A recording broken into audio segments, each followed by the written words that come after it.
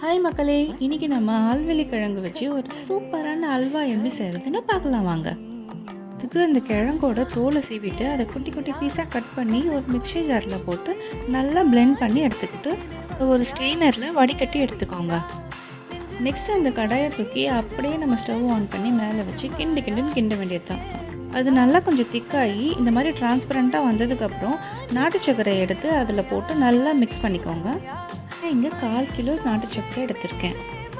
அது நல்லா மிக்ஸ் ஆனதுக்கப்புறம் துளியோண்டு ஏலக்காய் சேர்த்து ஒரே ஒரு ஸ்பூன் கீ சேர்த்து நல்லா மிக்ஸ் பண்ண ஆரம்பிச்சிடுங்க.